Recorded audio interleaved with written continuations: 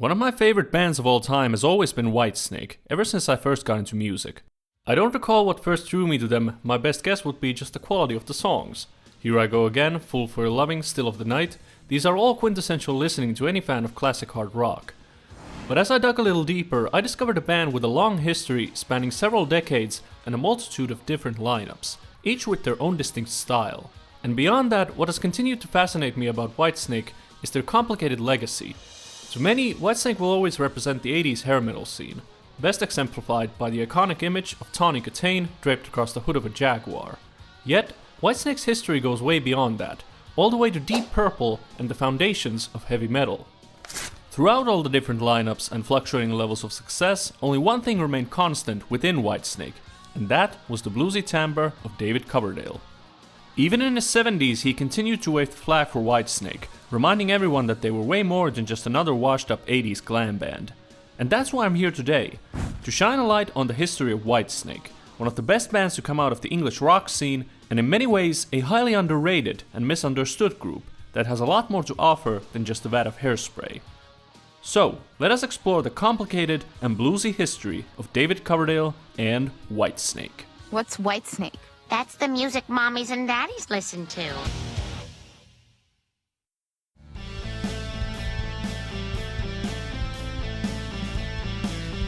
To understand the story of Whitesnake, we have to go back all the way to 1973, when a 22-year-old David Coverdale, a so-called singing salesman, was plucked from obscurity and chosen as the new lead singer of Deep Purple, one of the forefathers of heavy metal and the band behind arguably the most famous guitar riff of all time. Smoke in the water.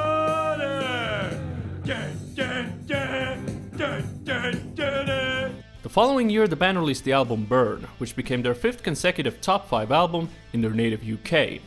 Coverdale had surprised everyone by successfully filling the shoes of the great Ian Gillan and releasing an album that many still revere as one of Purple's absolute best. Along with bassist and co-lead vocalist Glenn Hughes, Coverdale had breathed new life into the band, almost a decade into their career, which was further emphasized on their next record, Stormbringer, which saw Purple moving further away from their heavy rock roots in favor of a funkier sound, much to the dismay of guitarist Ritchie Blackmore. He announced he was leaving prior to the tour because he didn't want to play any of this shoeshine music, he called it, that I wrote and David wrote. With Blackmore gone, Purple recruited guitarist Tommy Bolin and released Come Taste the Band in 1975. A much better album than many would have you believe, but a far cry from the hard rock sound synonymous with Deep Purple. The best thing one can say about Come Taste the Band is that if you listen to it now, it's a surprisingly good album. It's terrifically well put together. And the worst thing you can say about it, and it's not that bad, is that in most people's opinion, it's not a Deep Purple album, but it makes a terrifically good rock album. After what many considered a disappointing record, the band embarked on a world tour plagued with disaster, the least of which being the extracurricular activities of Glenn Hughes and Tommy Bolin. Yeah, baby, come on. Just a little taste. What are you doing, Jeff? Nothing, man. It's I'm eating jelly beans. Oh, I love jelly beans. Can I please? No, you can't have any jelly beans. The tour came to its merciful end on March 15, 1976. After the show, a fed-up Coverdale informed he was leaving the band, only to be told there was no band left to leave.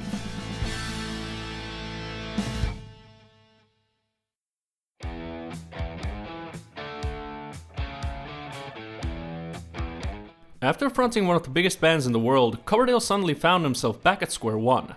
He didn't waste any time, however, and released his first solo album, Whitesnake, in 1977, with the follow-up, Northwinds, coming just a year later. Both were quite different from anything Coverdale had done with Purple, featuring elements of soul, funk, and R&B sprinkled throughout. Both records also featured guitarist Mickey Moody, who was the first member of Coverdale's backing band, which he began assembling for a supporting tour. Joining them were guitarist Bernie Marsden, bassist Neil Murray, drummer Dave Duck Dowell, and keyboardist Brian Johnston. Dubbed David Coverdale's Whitesnake, the band made their live debut at the Lincoln Technical College on March 3rd, 1978. Where did you get the name Whitesnake and what does it mean? It was a song that I wrote actually for if Purple would make another solo album, it would have been on there. Yeah. However, we didn't, so I put it on the first solo album I did. Mm-hmm. And use your imagination, Alan. Yeah, because it is that, isn't it? I mean, it's unbroadcastable, really. Yes, don't call me Willie. No, I wouldn't in a million years. Before long, the band caught the attention of mega label EMI, who tasked them with recording an EP. The result, Snakebite, was released in June 1978.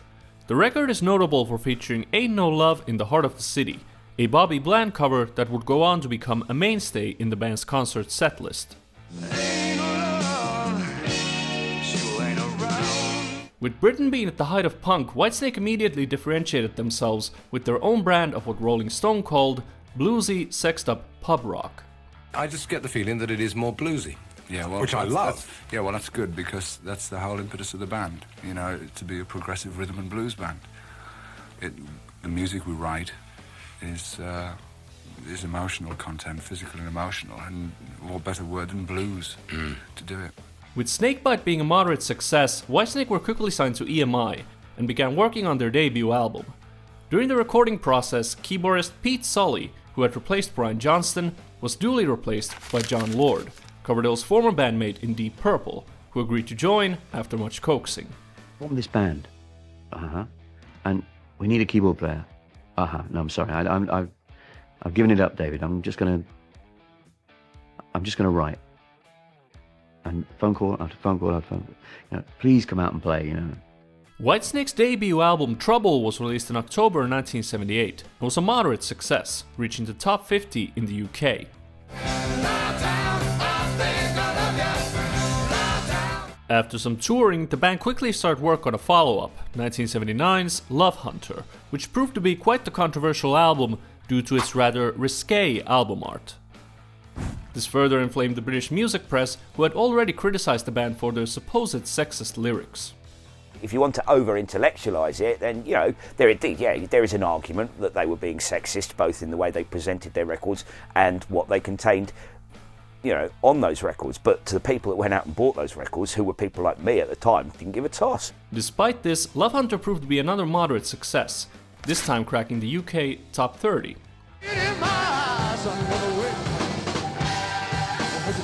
Before the record's release, drummer Dave Duckdow was replaced by Ian Pace, another former Purple bandmate of Coverdale's.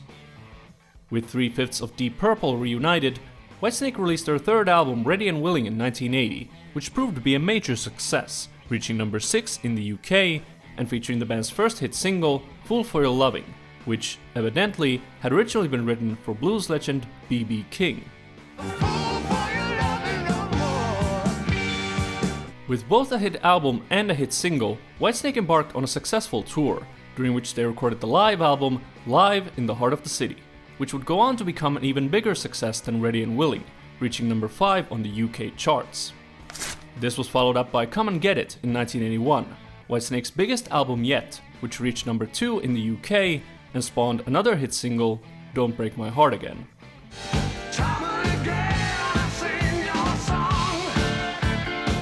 To say that Whitesnake were riding high would be an understatement. Within a few years, they had climbed their way to the top of the British music scene, despite their many detractors and critics. However, things soon took a turn for the worse when work began on their next record. Like many of their contemporaries, Whitesnake had fallen victim to the trappings of success, which resulted in the band tiring out from too many late nights and too much partying, as Mickey Moody put it.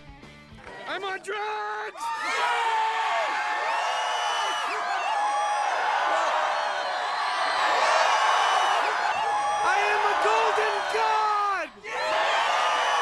To make matters worse, they were constantly strapped for cash, which was quite unusual given the band's success. This ultimately led Mickey Moody to leave the group. To resolve the issue, the rest of the band elected to fire their management, only to be informed that Coverdale had decided to put Whitesnake on hold. Bernie Marsden would later remark, David decided he would be king of Whitesnake. According to Coverdale, his daughter had contracted bacterial meningitis, which forced him to reevaluate his priorities. Coverdale ultimately decided to buy himself out of all of his contracts, which supposedly cost him over $1 million. After his daughter had recuperated, Coverdale began putting Whitesnake back together, but this time with a new lineup. Moody and Lord agreed to come back, while guitarist Mel Galley, drummer Cozy Powell, and bassist Colin Hodgkinson were brought in as new recruits. Whitesnake's fifth album Saints and Sinners was released in 1982, by which point Coverdale had signed new recording contracts, most notably with American label Geffen Records. Despite their UK success, Whitesnake remained largely unknown in the US, which Coverdale hoped to rectify with the backing of a large American label. Helping him was A&R executive John Kalodner, who had a clear vision of what Whitesnake needed to be in order to break the US. I thought he was a star frontman, a star singer. I felt he had a mediocre band and just average songs. My job was to make them a commercial rock band for the United States.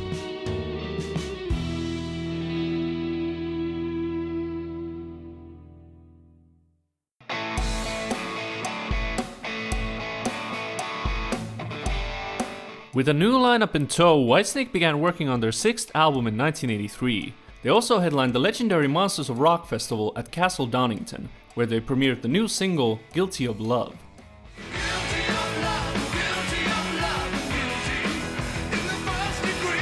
The entire album had been slated for release in time for the Donington show, but failed to meet the deadline.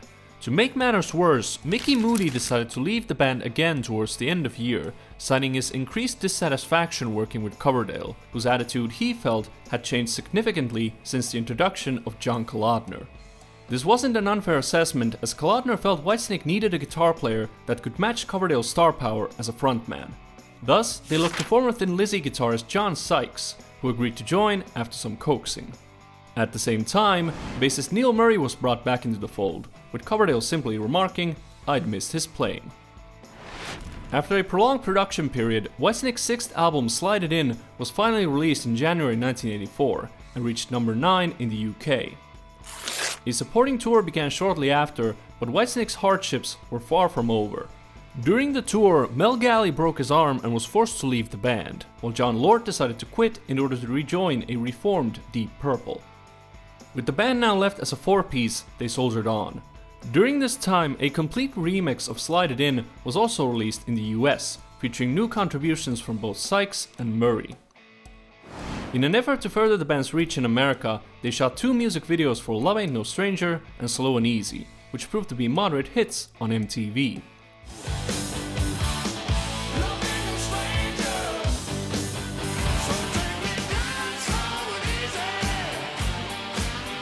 With America opening up for Whitesnake, the Slide It In tour came to an end at the inaugural 1985 Rock in Rio festival. This also proved to be Cozy Powell's final show with the band, as he decided to leave due to salary disputes.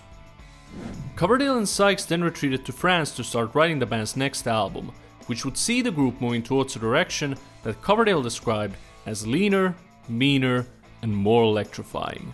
Instead of sort of it being sort of one album, you know, sort of progression, it's the equivalent of 4 albums.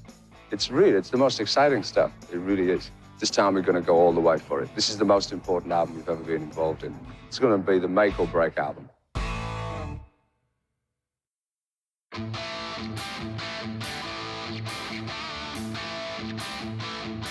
After tapping prolific session drummer Ainsley Dunbar, the band relocated to Vancouver to start recording, which would turn into the most tumultuous chapter of Whitesnake's story. There's no reason why a rock album shouldn't take like a month maximum recording the basic things and 2 to 3 weeks maximum mixing. After recording most of the basic backing tracks, Coverdale noticed his voice was unusually nasal and off-pitch. He had contracted a severe sinus infection, which eventually caused his septum to collapse. This required surgery, followed by 6 months of rehab, which delayed the album significantly. It's here where things began to go sour. According to Coverdale, Sykes began to conspire against him by booking studio time and making decisions without his involvement, while Sykes accused Coverdale of using every excuse possible not to record his vocals. I heard a lot of screaming in the actual mixing room, and I had no idea what was going on. I thought, well, it's not my business, you know. So, and then later I heard it was Sykes who apparently stormed in the studio, and he didn't agree with the fact that David had decided not to keep working with John, you know. Whatever the case, a serious rift occurred between the two, which eventually led Coverdale to fire Sykes as well as Murray and Dunbar. By the time the album was finished, Coverdale was left without a band, 2 years behind schedule, and millions of dollars in debt. In early 1987, with the help of John Kalodner, Coverdale started putting together a new lineup consisting of guitarists Adrian Vandenberg and Vivian Campbell, bassist Rudy Sarzo, and drummer Tommy Aldrich. This new lineup, sporting a more contemporary glam-inspired look, would appear in all promotional materials for the forthcoming album, despite not having played a single note on the record, save for Vandenberg, who did provide the guitar solo for the song Here I Go Again. Inspired by the dissolution of Coverdale's first marriage, the song had originally been released back in 1982 on the Saints and Sinners album, but Kalotner felt it had the potential of becoming a hit single with better production and arranging.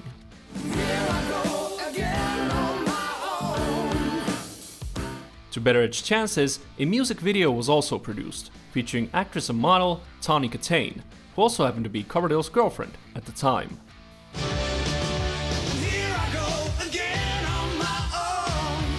When Here I Go Again was released in the summer of 1987, it became a smash hit, reaching #1 in the US, while the music video became one of the most iconic of the 1980s, thanks in no small part to Kitaen's impressive splits on top of Coverdale's Jaguar.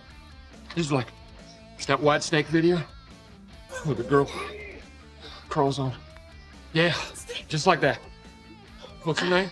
Tawny Kitaen. Yeah, she's fantastic. The album, titled Whitesnake in the US and 1987 in the UK, was also a monumental hit, selling over 8 million copies in the US alone. More hits followed, with Is This Love and Still of the Night becoming mainstays on MTV.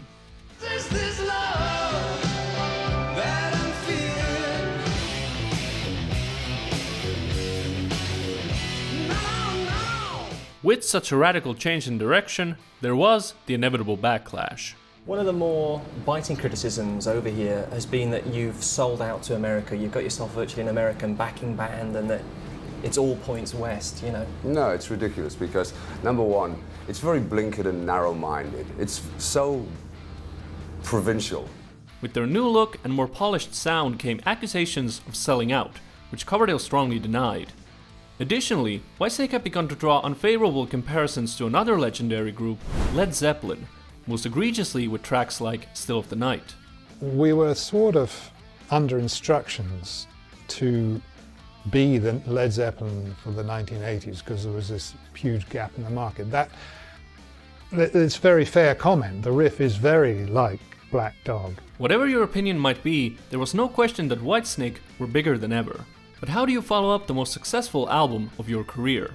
After a supporting tour, Whitesnake retreated to the studio to start work on their next record, but not before parting ways with Vivian Campbell, who left due to musical differences. In actuality, Campbell's wife had a falling out with Tawny Kitaen, which caused some friction during the tour. At the same time, Vandenberg had established a fruitful writing partnership with Coverdale, which left Campbell out in the cold. With the band now left as a four-piece once again, work began on their 8th album, but trouble soon reared its ugly head. While performing some playing exercises, Vandenberg sustained a wrist injury which left him unable to play guitar. Thus, Whitesnake were forced to find another guitar player to finish the album, while Vandenberg recuperated. Coverdale ultimately chose Steve Vai, guitarist extraordinaire who had made a name for himself playing with Frank Zappa and David Lee Roth. While undoubtedly a gifted guitar player, Vai's addition to Whitesnake raised some eyebrows, as his style of playing clashed heavily with Whitesnake's bluesier roots. The resulting record, 1989's Slip of the Tongue, received a decidedly more mixed response compared to its predecessor, with many deeming the pairing of Whitesnake and Vai as questionable. Whitesnake has a new album, Slip of the Tongue, out, and a hot and well-respected new lead guitarist in Steve Vai. However, sales of the LP have been disappointing so far. Slip of the Tongue's worldwide sales would end up coming in at only half of what 1987 had sold in the US alone. The lead single, another re-recording this time of Fool for Your Loving, barely cracked the US top 40, which wasn't really surprising as Coverdale had been reluctant to re-record the track, but Geffen hoped they could repeat the success of Here I Go Again with another older song. While a commercial and critical disappointment, Slip of the Tongue was far from a flop, as it did crack the top 10 on both sides of the Atlantic. This allowed Whitesnake to embark on another successful tour, during which they headlined the Monsters of Rock festival for a second time. Behind the scenes though, Coverdale had had enough. Despite all their success, Coverdale had become disillusioned with the band's sound and image. Coupled with his ongoing divorce from Tawny Kitaen, Coverdale wanted to take a break and see what he wanted to do with his life. After the final tour date on September 26, 1990, he informed the rest of the band that Whitesnake was effectively over.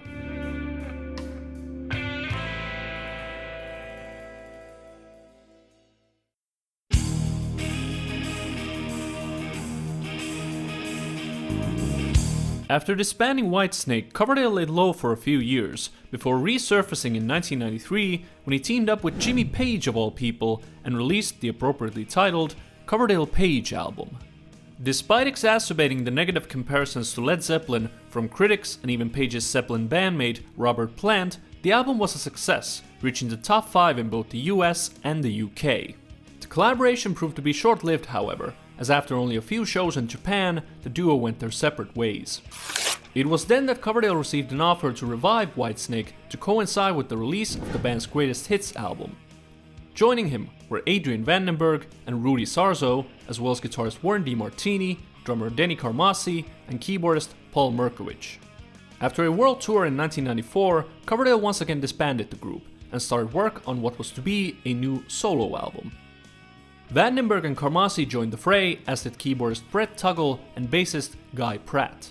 As the record was being finished, however, EMI demanded that it be released under the Whitesnake banner. Coverdale disagreed, but eventually reached a compromise to release the record under David Coverdale and Whitesnake. You know, I really didn't intend to make another Whitesnake record. The idea of this was not mine, it was EMI. But then I thought, this is a perfect opportunity to finish it appropriately. Restless Heart was released in 1997, but failed to reach the heights of the band's heyday. This wasn't helped by the fact that the record didn't even receive a release in the US, with Whitesnake having been dropped by Geffen.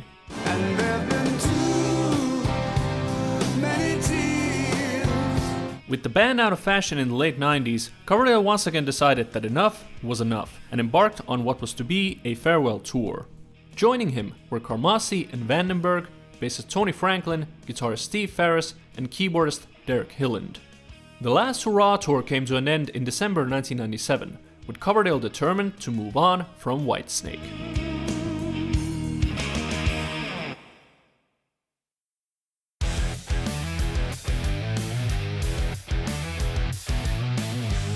In 2000, Coverdale released his third solo album, Into the Light.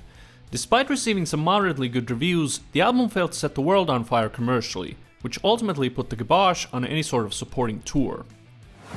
In late 2002, it was announced to the surprise of many that Whitesnake would be reforming the following year to celebrate the band's 25th anniversary. I've worked with EMI for almost 30 years, and it's the 25th anniversary of Whitesnake.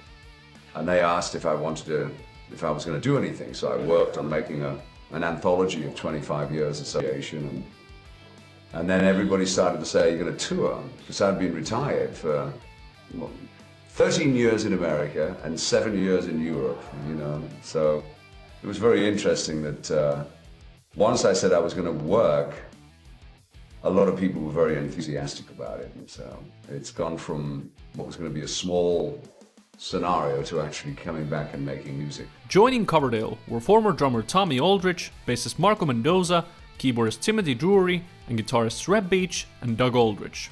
There had been informal talks with Adrian Vandenberg and John Sykes about a potential reunion, but neither ultimately materialized. Vandenberg was busy with his new career as a painter, while Sykes and Coverdale couldn't see eye to eye after so much bad blood. For the next few years, Whitesnake toured extensively around the world. In 2006, Mendoza left due to scheduling conflicts with his other projects and was replaced by Uriah Duffy. The following year, Tommy Aldrich also announced his departure, with his seat being taken by Chris Frazier.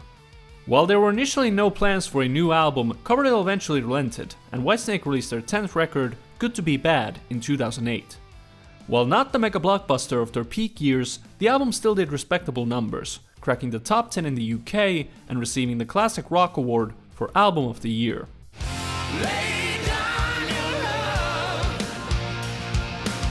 Whitesnake continued to tour until 2009, when problems with Coverdale's vocal cords forced the band to cancel the remaining tour dates.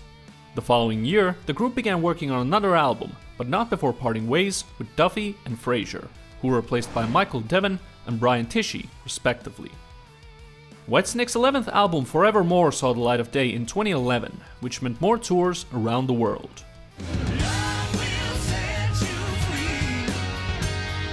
Timothy Drury had already left the band before the tour started, while Brian Tichy announced his departure in 2013, only to be replaced by Tommy Aldridge, who joined Whitesnake for a third time.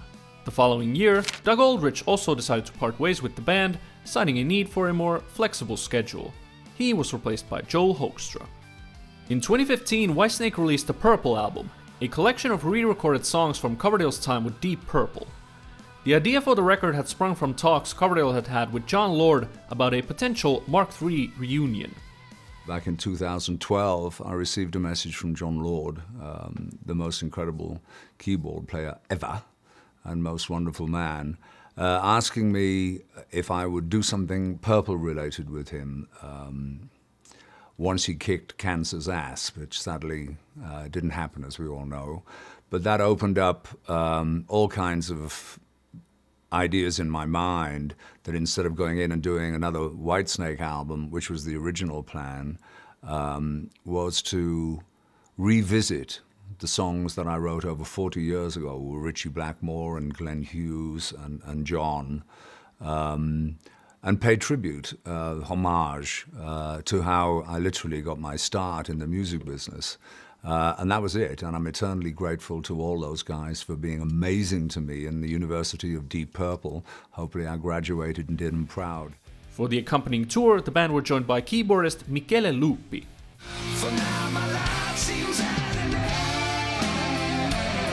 In 2016, in a moment of pure serendipity, Coverdale was inducted into the Rock and Roll Hall of Fame as a member of Deep Purple, along with Ian Pace, John Lord, Ritchie Blackmore, Roger Glover, Ian Gillan, Rod Evans, and Glenn Hughes. I love you all. Music has been there for me when no one else was, so thank you. Be safe, be happy, and don't let anybody make you afraid. During the next few years, Coverdale would periodically float around the idea of retirement, before reversing course and reaffirming his intention of continuing on. In 2019, Whitesnake released their 13th studio album, Flesh and Blood, which would also turn out to be their last.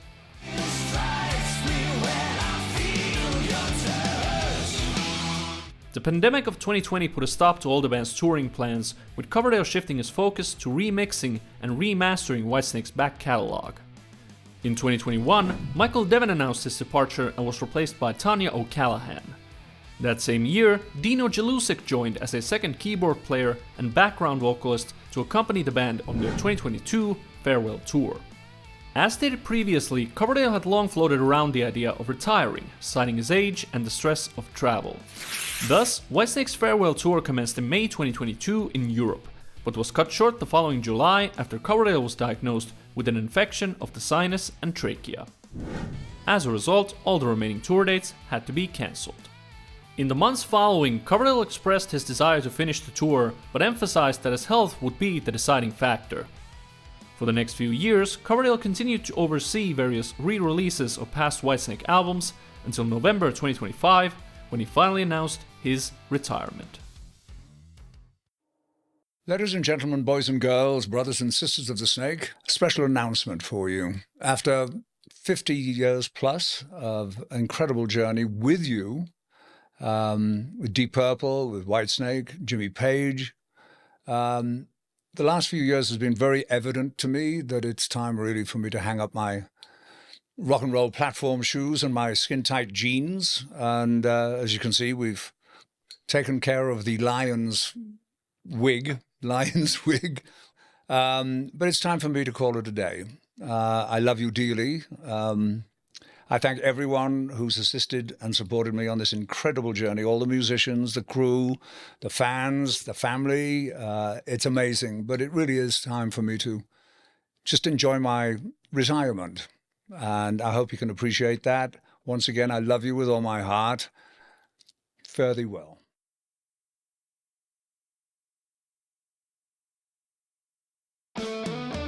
What has really struck me about David Coverdale across this journey is the fact that he was able to pull off something that very few artists have, and that is a second act. Fronting one of the biggest bands of the 70s is a huge accomplishment in and of itself, but translating that into a successful second career with your own group is quite another. According to the old adage, success begets success, but very rarely does an artist match their past successes and in many ways surpass them. That speaks to Coverdale's resilience. He wasn't content with just being the former lead singer of Deep Purple. Instead, he forged his own path with Whitesnake, which sustained him for the rest of his career. That's not to say he did it all on his own, far from it. Mickey Moody, John Sykes, Adrian Vandenberg, these are all individuals that had as much to do with Whitesnake's success as Coverdale, and the same goes for all the different lineups. And really, that's what makes Whitesnake interesting. Despite being the brainchild of one man, Whitesnake was, first and foremost, a band that evolved with its members. Sure, they never strayed too far from their lane, but each lineup had its own distinct character, with fans still to this day debating which was their favorite. And sure, some may still cry sellout for what Whitesnake became in the late 80s, and you're entitled to your opinion, but it's still worth noting that several of those songs have endured as classics, while so many others from the era have faded into obscurity. So, whether you're a fan or not, you can't deny the fact that Coverdale did what he set out to do. As for the legacy of Whitesnake, I think the music speaks for itself, and really, what more could an artist ask for? Coverdale, meanwhile, I think will go down as one of the preeminent frontmen of the hard rock era, whose headstrong will let him carve out his own bluesy path across 5 decades, for better or for worse.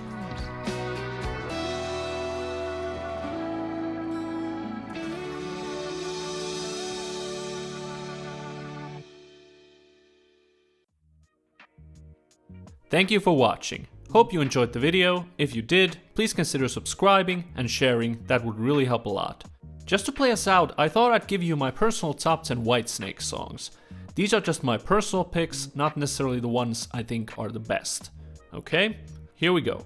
First up, Walking in the Shadow of the Blues from Love Hunter, Fool for Your Loving from Ready and Willing, Don't Break My Heart Again from Come and Get It, Love Ain't No Stranger and Guilty of Love from Slide It In, Still of the Night and Crying in the Rain from the '87 album, The Deeper the Love from Slip of the Tongue, Too Many Tears from Restless Heart, and finally Forevermore from Forevermore. Again, thank you for watching, hope you enjoyed, and I'll see you next time.